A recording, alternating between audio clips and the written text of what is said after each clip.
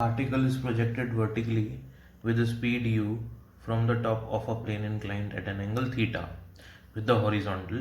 Find far find how far from the point of the projection will the particle strike the plane. सो यहाँ पे question में हमको दे रखा है कि एक प्लेन है हमारे पास, इंक्लाइन प्लेन है थीटा एंगल पे.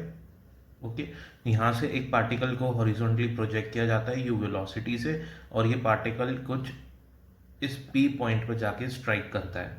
Okay, so what the question says that how far from the point of projection will the particle strike the plane, यानी कि आपको ये लेंथ निकालनी है A P. Okay, so A P हम कह सकते हैं कि ये एक तरीके से इसकी रेंज है. अगर मैं इसको एक्स एक्सिस मानूं और इसको वाई एक्सिस मानूं तो ये रेंज हो जाएगी.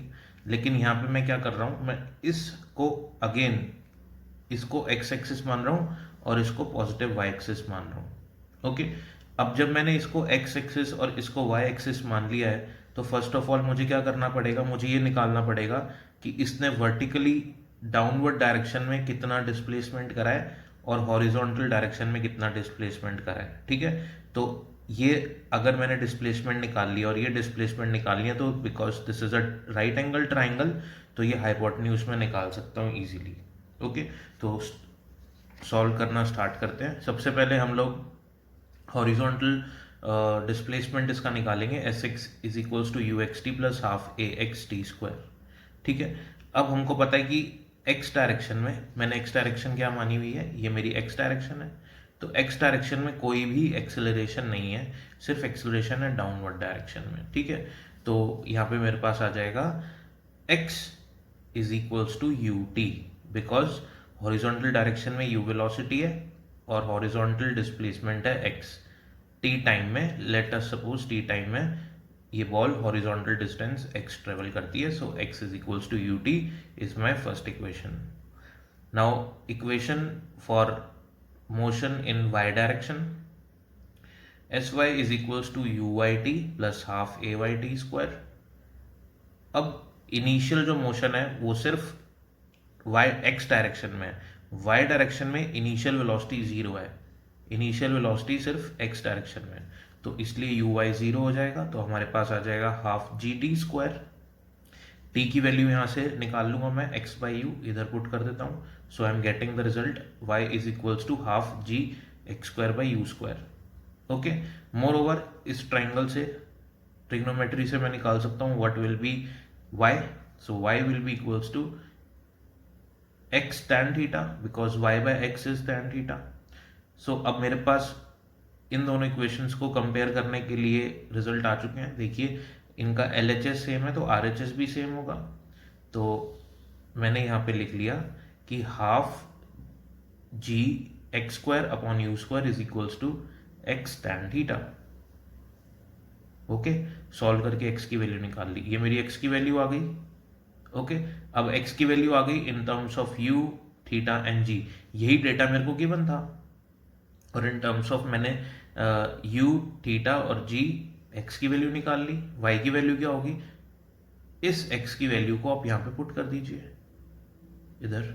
ओके, तो x की वैल्यू यहाँ पुट करेंगे तो y क्या हो जाएगा, x this x multiply by tan theta. तो इस x को tan थीटा से मल्टीप्लाई करूँ तो y आ जाएगा. तो y क्या होगा, 2u square tan square theta by G. x आ गया, y आ गया. अब आपको पहले ही बताया था मैंने कि आप हॉरिजॉन्टल डिस्टेंस x निकाल लें, y निकाल लीजिए, तो इन दोनों का स्क्वायर और अंडर रूट करेंगे तो आपके पास ए पी आ जाएगा. तो यहाँ पे हमने वही कर रखा है. तो A P is equals to under root x square plus y square equals to under root x square plus y square. Solve करेंगे the answer will be 2u square by g into tan theta sec theta. इसका एक और तरीके से हम लोग solution देखते हैं, दैट इज मेथड नंबर 2. अब जैसा कि मैंने आपको पिछले मेथड में बताया था इनिशियली कि हम लोग इसको एक और तरीके से सॉल्व कर सकते हैं. वो तरीका है ये कि मैं x एक्सिस को, ये एक्सिस को x ना मान के जिस डायरेक्शन में पार्टिकल जा रहा है उस डायरेक्शन को x मान रहा हूँ और उसके परपेंडिकुलर डायरेक्शन को मैं y मान रहा हूँ. ठीक है, इनिशियली मैं क्या कर रहा था, इस डायरेक्शन को x जो हम यूजुअली माना करते हैं और इसके परपेंडिकुलर डायरेक्शन को मैं y मान रहा था। ओके, अब जिस डायरेक्शन में बॉल जा रही है या पार्टिकल जा रहा है उसको मैंने x माना, उसके परपेंडिकुलर डायरेक्शन को y मान लिया।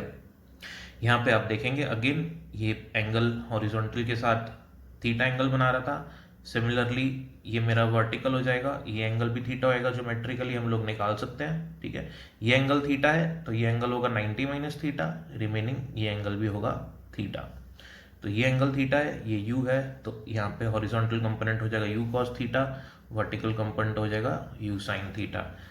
डाउनवर्ड डायरेक्शन में g है, इस डायरेक्शन में इसका कंपोनेंट हो जाएगा g cos थीटा, ये हमने पॉजिटिव लिया है, ध्यान रखिए ये भी हमने पॉजिटिव लिया है, और इस डायरेक्शन में हो जाएगा हमारा कंपोनेंट एक्सेलरेशन का g sin थीटा जो कि x डायरेक्शन में है।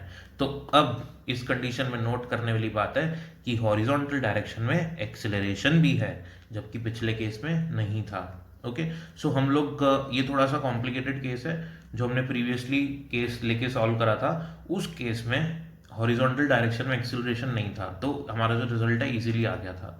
तो हमको अपने क्वेश्चंस को उसी तरह से सॉल्व करना है कि हमारी जो कैलकुलेशन हो वो लिमिटेड हो और हम जल्दी से आंसर तक पहुंच सकें। तो अगेन सेम इक्वेशन हम लोग सॉल्व करेंगे, हमारा टारगेट वही है, हमको AP निकालना है, तो AP यहाँ पे रेंज हो जाती है। ओके, तो क्या करेंगे, Sx horizontal displacement that is AP only, uxt plus half xt square, data put करेंगे, डायग्राम में डेटा देखते जाएंगे, हॉरिजॉन्टल स्पीड एक्सेलरेशन दोनों दे रखे हैं, वैल्यू पुट कर दीजिए डायरेक्ट, फर्स्ट इक्वेशन आ गई।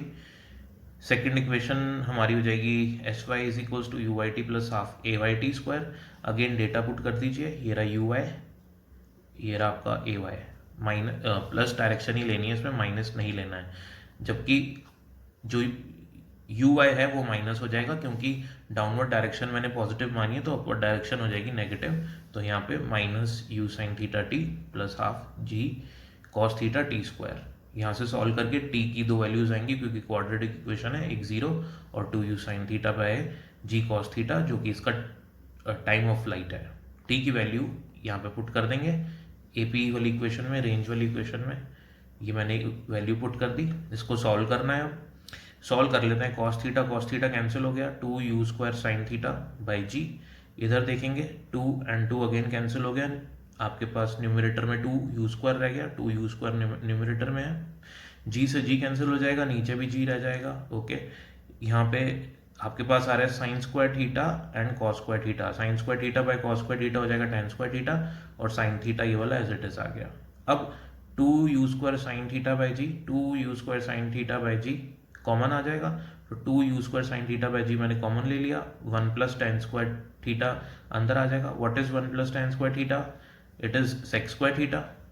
ओके, अब सेक स्क्वायर थीटा आ गया, अब sine theta sec square theta, sec square theta को आप लिखेंगे sec theta into 1 by cos theta, so sin theta by cos theta will be tan theta, so this is the answer, similar answer which we got in the previous result, that is 2u square by g tan theta into sec theta. Thank you.